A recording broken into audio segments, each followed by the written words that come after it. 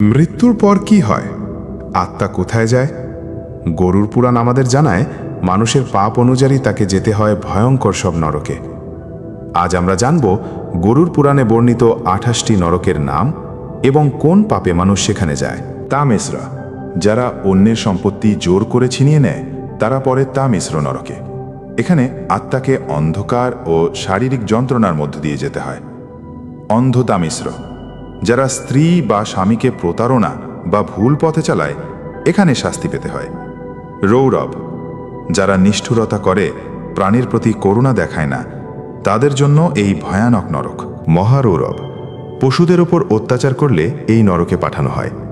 কালসূত্র, মা বাবার অবাধ্য সন্তানদের জন্য। অসিপত্রবন, ভ্রান্ত ধর্মপ্রচারকারীদের জন্য এখানে পাতার মতো ধারালো অস্ত্রে কাটা হয়।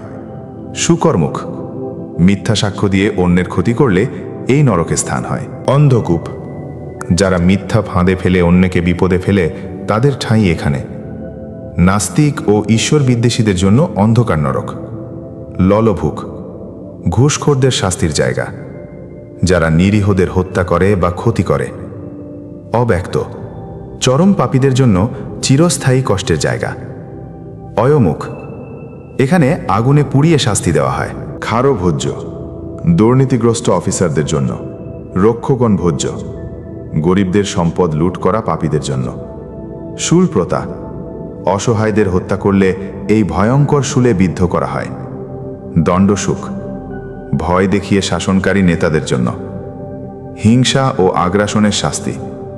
পারিঙ্ঘ, লাঞ্ছনা ও অপমানকারীদের জন্য। সূচিমুখ, প্রতারক ও ধোঁকাবাজদের নরক। পাপীদের ভয়ানক রক্ত ও মলে ভরা নদী পার হতে হয়। সন্দাংশ, চোরদের জন্য, এখানে লোহার চিমটি দিয়ে ছিঁড়ে ফেলা হয়।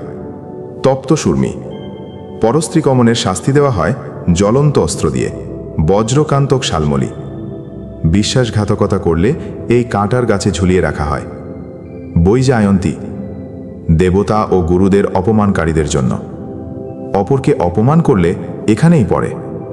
ধর্ম নিয়ে ঠাট্টা করলে এই নরকে পাঠানো হয়। কাকল, সবচেয়ে ভয়ঙ্কর নরক। কাকেরা এসে চোখ উপড়ে নেয়। এই সব নরক আমাদের শেখায় প্রতিটি কর্মেরই ফল আছে। তাই আসুন পুণ্যের পথে চলি, ধর্ম ও সত্যকে আঁকড়ে ধরি।